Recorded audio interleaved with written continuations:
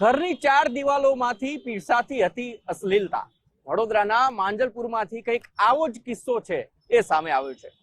પ્રકૃતિ ફ્લેટની અંદર વર્ચ્યુઅલ સેક્સ સેન્ટર જે ચાલતું હતું એ પોલીસે ઝડપી લીધું છે।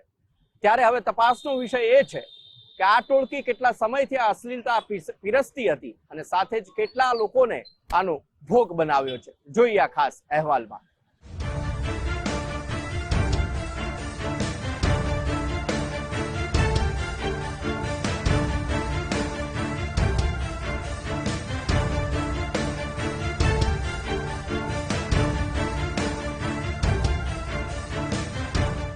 સંસ્કારી નગરી વડોદરામાં યુવાનોને ઓનલાઈન અશ્લીલતાના જાળમાં ફસાવીને રૂપિયા પડાવતી એક ટોળકી ઝડપાઈ।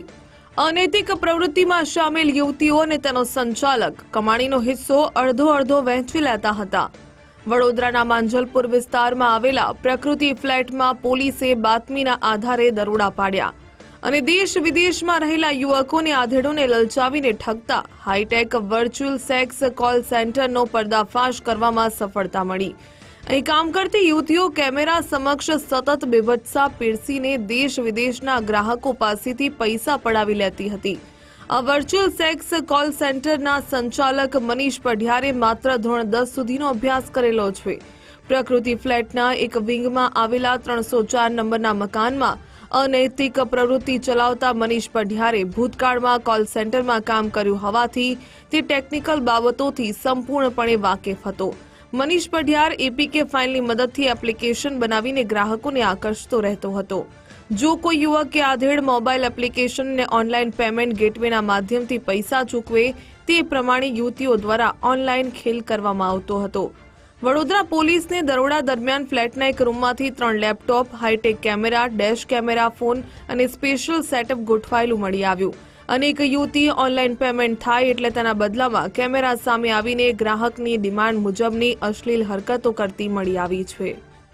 માંજલપુર પોલીસ સ્ટેશનના સ્ટાફને બાતમી મળી હતી કે માંજલપુર પોલીસ સ્ટેશનના વિસ્તારમાં આવેલ પ્રકૃતિ ફ્લેટમાં જેનો માલિક મનીષ પઢિયાર છે તે પોતાના ફ્લેટમાં છોકરીઓ ભાડે રાખી એ છોકરીઓ સ્ટ્રીપ ચેટ નામની એપ્લિકેશન પર પોતે ઓનલાઈન થઈ અને ગ્રાહકોને આકર્ષી અને ગ્રાહકોની માંગણી મુજબ અલગ અલગ વિભત્સ હરકતો કરી ટોકન પેટે અલગ અલગ પૈસા વસૂલ કરી જે પૈસા આ જે મૂળ માલિક છે મનીષ પઢિયારના અકાઉન્ટમાં ટ્રાન્સફર કરાવી પોતે એના પેટે કમિશન લઈ ગુનો આચરતા હતા।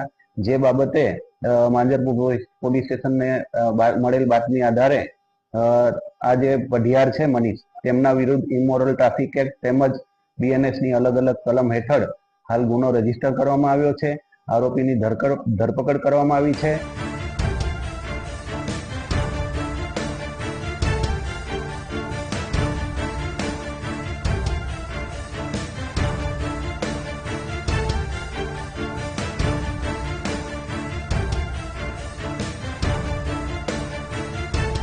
વડોદરા પોલીસની પૂછપરછમાં મનીષ પઢિયારે 11 લાખ રૂપિયામાં ફ્લેટ ખરીદ્યો હોવાનું પ્રાથમિક પૂછપરછમાં જણાવ્યું। આ ઠગબાજી અનૈતિક પ્રવૃત્તિઓ અને પૈસાની લેવડ દેવડ માટે ખાસ કોડવર્ડ નક્કી કરી રાખ્યા હતા। જો કોઈ ગ્રાહક ફ્લાઇંગ કિસ મેળવવા ઈચ્છે તો 1 ટોકન ચૂકવવા પડતા, જ્યારે સ્ટેન્ડ એન્ડ ટર્નની કિંમત 25 ટોકન જેટલી રાખવામાં આવી હતી। શોલી પેન કિસમી પેટે 30 ટોકન ચાર્જ વસૂલવામાં આવતો, જ્યારે ન્યૂડ ડાન્સ પેટે 85 ટોકન પડાવવામાં આવતા હતા। ફૂલ ન્યૂડ એક્ટિવિટી પેટે 1111 ટોકન રાખવામાં આવ્યા હતા। જો કોઈ ગ્રાહકને યુવતી પસંદ આવી જાય ને તે યુવતીને લઈને ફરવા જવા ઈચ્છે તો ડ્રીમ ટ્રીપ પ્લાન પેટે અંદાજે 5000 ટોકન એડવાન્સ ચૂકવવામાં આવતા, જ્યારે મેક માય ડે હેઠળ આખો દિવસ ફરવાના 2000 રૂપિયા એડવાન્સ ચૂકવવા પડતા હતા। વડોદરા પોલીસની પ્રાથમિક પૂછપરછમાં મનીષ પઢિયારે 1 ટોકનના ભારતીય ચલણમાં 8 રૂપિયા વસૂલવામાં આવતા હોવાનું જણાવ્યું। હાલ સુધીમાં એવો કોઈ કિસ્સો આવ્યો નથી, પરંતુ હવે આ જ્યારે ઉજાગર થયું છે આ કિસ્સો ત્યારે અમે એ પણ તપાસ કરીશું મુદ્દો કે કોઈની જોડે આ લોકોએ ચીટિંગ કર્યું હોય અને અથવા બ્લેકમેલ કર્યું હોય તો એ મુદ્દા પર પણ અમે તપાસ કરીશું। મુદ્દામાલમાં જે આ ફ્લેટ છે ત્યાંથી અમને 3 લેપટોપ, 1 મોબાઈલ ફોન અને ઓનલાઈન હરકત કરવા માટે કેમેરા મળી આવ્યા છે। એ બધું પોલીસે જપ્ત કર્યું છે। વડોદરા પોલીસે સાયબર સેલના નિષ્ણાંતોની મદદથી એપ્લિકેશનના મુખ્ય સંચાલકની શોધખોળ હાથ ધરી છે. આ કોલ સેન્ટરમાં ઉત્તર પ્રદેશના ગાઝિયાબાદ, હરણી અને ડભોઈ વિસ્તારની 4 જેટલી યુવતીઓ કામ કરી ચૂકી હોવાનો ખુલાસો થયો છે. આ યુવતીઓ સ્ટ્રીપ ચેટ નામની એપ્લિકેશનથી ન્યૂડ વિડીયો કોલિંગ કરીને વિભત્સ હરકતો ગ્રાહકોની માંગ અનુસાર કરતી હતી. આ કોલ સેન્ટર દ્વારા ન્યૂડ કોલિંગ કરી કોઈ ગ્રાહકને બ્લેકમેલ કરવામાં આવતા હતા કે નહીં તે અંગે પણ ફોરેન્સિક તપાસ હાથ ધરવામાં આવી છે.